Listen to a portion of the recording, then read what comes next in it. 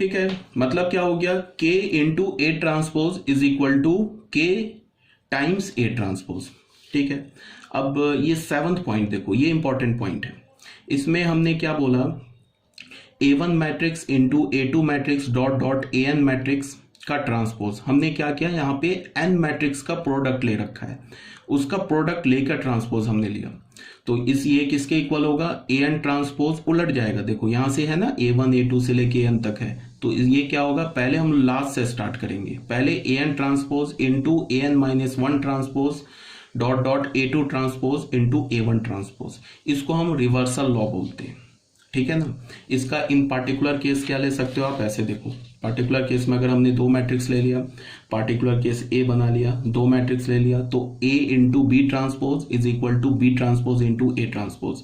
अगर इसका हमने बी पार्ट लेते हैं, A B C ट्रांसपोज, तीन मैट्रिक्स का ट्रांसपोज लेते हैं, तो ये किसके इक्वल होगा, C transpose B transpose A transpose, पलट देंगे। ठीक है ना, जैसे यहां से हमने पहले लिखा ABC, यहां लिखेंगे CBA, उसके बाद ट्रांसपोज लगा देंगे।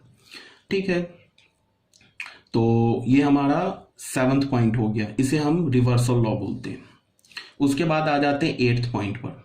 8th पॉइंट क्या बोल रहा है कि 8th पॉइंट, पहले तो हमने 7th पॉइंट लिखा, ये अभी हमने पढ़ा है ना 7th पॉइंट में, A1 into A2 dot dot AN transpose is equal to AN transpose into AN minus 1 transpose and so on A1 transpose. ये तो हमारा रिवर्सल लॉ था।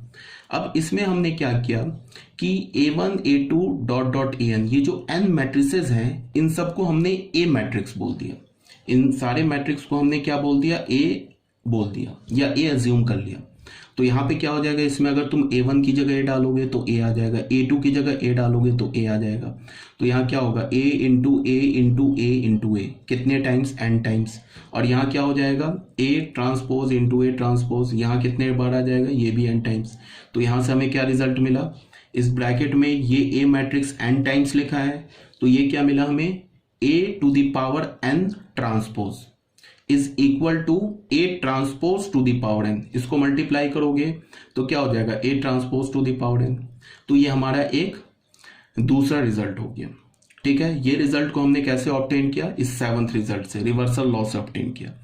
इसको याद तुम कैसे रखोगे कि किसी भी मैट्रिक्स पे पहले तुम कोई सर्टन पावर ले लो, पावर लेकर ट्रांसपोज लो या ट्रांसपोज लेकर पावर लो, रिजल्ट जो होगा वो सेम होगा। फॉर एग्जाम्पल समझ लो, फॉर एग्जाम्पल यहां देख लो, अगर मैंने बोला A पे पावर 2, उसका ट्रांसपोज लिया हमने, ऐसे लिया, इसको तुम ऐसे बोलो कि पहले ट्रांसपोज लेकर पावर ले लो, ये दोनों रिजल्ट सेम होगा। A पर पावर मान लो मैंने 100 ले लिया, इसका ट्रांसपोज लिया, या पहले A का ट्रांसपोज लेकर उस पर पावर 100 लिया, ये भी सेम रिजल्ट होगा। ठीक है, अब इसमें कुछ बच्चे क्या बोलेंगे, A पे पावर -1, ये तो इनवर्स होता है, इस पर पावर लिया हमने n, इसको हमने ले लिया A पे पावर n इंटू -1, तो ये गलत हो जाएगा। बिकॉज मैंने क्या बोला था कि ये A पर पावर -1 नहीं है, इस बात को ध्यान में रखो। ये A पे पावर जब हम -1 लिखते हैं ना, तो ये this is not equal to A to the power -1। इसे हम क्या बोलते हैं, inverse of A, inverse of matrix A, matrix A का इनवर्स बोलते हैं। बात आ रही है समझ में, ये पावर नहीं है -1। मैंने क्या ऑलरेडी तुम लोगों को बोल रखा है कि किसी भी मैट्रिक्स पर निगेटिव पावर एग्जिस्ट नहीं करता है, किसी भी मैट्रिक्स पर फ्रैक्शनल पावर एग्जिस्ट नहीं करता है। तो मैट्रिक्स पर पावर कौन सा आएगा, हमेशा हमेशा उस पर पावर होल नंबर आएगा, 0 आ सकता है, 1 आ सकता है, 2 आ सकता है, 3 आ सकता है, निगेटिव नहीं आ सकता है। तो ये जो A टू द पावर -1 है ना, ये क्या रिप्रेजेंट कर रहा है, इनवर्स ऑफ मैट्रिक्स है। ये A टू द पावर -1 नहीं है। कभी कभी बोलने में क्या बोल देते हो, A टू द पावर -1, तो बट ये A टू द पावर -1 हमने बोल दिया, बट ये A टू द पावर -1 है नहीं, ये इट इज A इनवर्स। तो हम ऐसा नहीं कर सकते। अब कोई बच्चा बोलेगा कि हम ऐसे ले लेंगे, A पे पावर 1/2, उस पे power n is equal to A पे पावर n इज पे पावर 1/2, तो ये तो यहीं पर गलत हो गया। A पे पावर हाफ नाम की कोई चीज ही नहीं होती है। ठीक है, किसी भी मैट्रिक्स का square root, cube root, nth root exist ही नहीं करता है, तो ये तो यहीं पे गलत हो गया। तो सिर्फ ये जो हमारा हमने अभी पढ़ा है ना 8th पॉइंट, ये कब ट्रू होगा, व्हेन, इसको तुम लिख सकते हो when n belongs to i plus positive integer. ठीक है, तो ये हमारा 8th पॉइंट हो गया।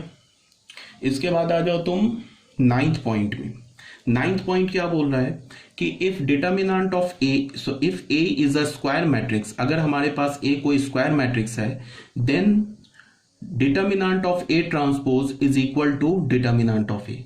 इसका क्या मतलब है कि किसी भी मैट्रिक्स का तुम ट्रांसपोज लेकर डिटर्मिनेंट लो या डायरेक्ट डिटर्मिनेंट ले लो, वो दोनों रिजल्ट सेम आएगा। तो ये बोला जा रहा है यहाँ पे determinant of A transpose is equal to determinant of A. तो ये क्वेश्चन आपको 9 पॉइंट भी क्लियर हो गया होगा, ठीक है। तो बस ये 2 पॉइंट थे हमारे पास, 9 पॉइंट थे properties of transpose of A matrix. अब हम लोग कुछ क्वेश्चन सॉल्व कर लेते हैं।